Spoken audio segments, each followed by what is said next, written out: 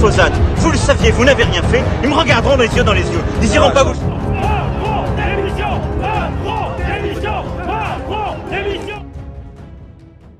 Ribuan orang berdemo di Paris menuntut pengunduran diri Macron, serta minta Prancis keluar dari UE dan NATO.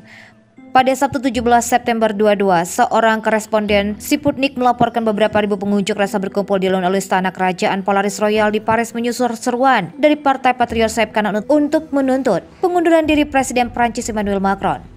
Setelah demo pertama, pada 3 September Partai Patriot mengeluarkan seruan baru untuk turun ke jalan. Para aktivis menyerukan pengunduran Macron dan tuntut penarikan Prancis keluar dari Uni Eropa dan NATO. Jejak pendapat LAB terbaru menunjukkan bahwa dukungan untuk sanksi terhadap Rusia sedang menurun di antara penduduk Prancis, dengan hanya 40% mengatakan mereka mendukung tindakan pembatasan terhadap Moskow. Pada saat yang sama, 32% responden percaya bahwa sanksi harus dibatasi untuk mengurangi dampaknya terhadap kehidupan sehari-hari orang Prancis. Sementara itu, 27% responden mengatakan bahwa mereka menentang sanksi ekonomi. Sejak 2021, harga ekonomi di Eropa telah melonjak sebagai bagian dari tren global. Setelah dimulainya operasi militer Rusia di Ukraina pada Februari 22 dan penerapan beberapa paket sanksi terhadap Moskow oleh Barat, harga bahan bakar telah mempercepat pertumbuhan dan mendorong banyak pemerintah Eropa untuk mengambil langkah-langkah darurat. Parlemen Prancis mengadopsi pada bulan Agustus 2 paket tindakan darurat untuk melindungi daya beli penduduk yang dimulai berlaku pada 1 September. Semuanya termasuk indeksasi, manfaat sosial, stabilitas harga listrik dan gas, peningkatan pembayaran tambahan untuk pegawai negeri, diskon bahan bakar 30 sen euro dari September hingga Oktober. Gerakan Rompi Kuning kembali menggelar protes di jalan-jalan ibu kota pada Sabtu 17 September. Dengan dimulainya tahun ajaran dan isu seputar kebijakan Presiden Emmanuel Macron yang mengkhawatirkan Prancis, gerakan Rompi Kuning kembali muncul di jalan-jalan ibu kota. 3 protes demonstrasi terjadi di 3 wilayah berbeda. Kali ini 3 protes dideklarasikan dan disetujui oleh Departemen Kepolisian. Demo pertama berangkat dari Arrondissement ke-17 Paris dekat stasiun Wagram. Protes ini didorong oleh kelompok gerakan Rompi Kuning dan beberapa warga yang marah karena bermaksud untuk mempertahankan keuntungan sosial. Dia menuntut keadilan sosial, fiskal, dan iklim. Para pendemo akan melintasi Arrondissement ke-17, 18, dan ke-10 dan akan melewati distrik di mana Montmartre dan Barros dan akan berakhir di Place de Robico. Demo kedua memiliki tuntutan yang sangat berbeda, yaitu mengecam kebijakan luar negeri negara Republik dalam situasi perang ikut campur dalam konflik Rusia-Ukraina yang menempatkan rakyat Prancis di kota perang. Demo ini akan berangkat dari Place de la Catalunya di Arrondissement ke-14, melewati Place de Clerget, Redifort, Avioratisti, Adelicia, dan Rotobiac dan akan berhenti di Leofortin Place Félix Aubeau. Demo ketiga sementara itu akan berangkat dari Place Royal di Arrondissement ke-1. Protes ini dilakukan oleh sekelompok Liberté Verité. Beberapa warga dan beberapa gerakan Rompi Kuning menginginkan pengunduran diri Presiden Republik Emmanuel Macron. Protes ini akan melintasi Pont de Croix, de Chantilly, dan juga sebelumnya lebih dari 100 aktivis Rompi Kuning ditangkap di Paris menyusul protes atas krisis biaya hidup.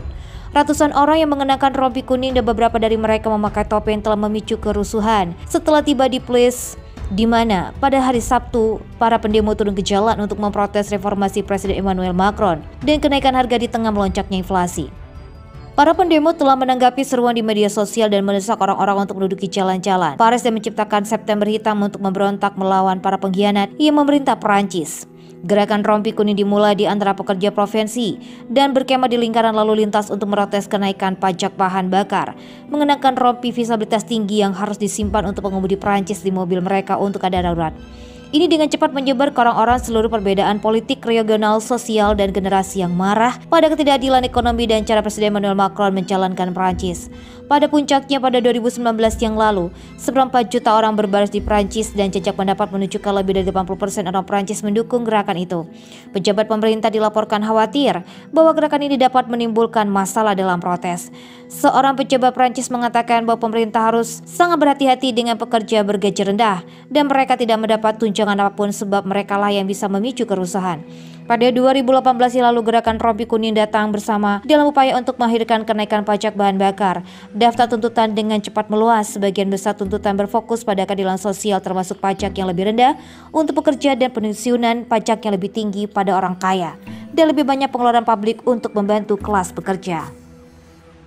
60% rakyat Prancis menentang sanksi Rusia karena dampak ekonomi. Dengan rekor inflasi yang sudah terbentuk dan resesi panjang yang menjulang, hanya sedikit yang dapat menyangkal bahwa perang sanksi Eropa terhadap Rusia telah menjadi bumerang terhadap Prancis secara ekonomi sejauh ini. Sebuah jejak pendapat baru dan saluran berita TV terkemuka Prancis menemukan bahwa rakyat Prancis menjadi sangat pesimis tentang konflik di Ukraina dan semakin muak dengan harga yang harus mereka bayar untuk mereka dan negara bahkan bukan bagian dari Uni Eropa atau zona Euro. Jejak pendapat tersebut menemukan bahwa hampir 60% rakyat Prancis menginginkan sanksi terhadap Rusia dihentikan atau dikurangi jika berdampak terlalu besar pada daya beli rata-rata orang Prancis. Sebanyak 75% orang Prancis mengatakan sanksi terhadap Rusia lebih efektif. Kini Prancis terpecah hampir 50-50 dan pernyataan apakah bantuan militer dan keuangan Ukraina sudah efektif? Hampir 85% dari mereka disurvei berpikir perang akan berlarut-larut selama bertahun-tahun. Jejak pendapat tersebut bertentangan dengan posisi yang dinyatakan oleh para maestro media arus utama Brussels, Paris, dan Prancis. Tetapi kesulitan ekonomi, kelas pekerja Prancis sangat sulit untuk ditekan. Ada lebih dari 100 penangkapan di Paris akhir pekan lalu atas protes gerakan rompi kuning yang memprotes kebijakan ekonomi.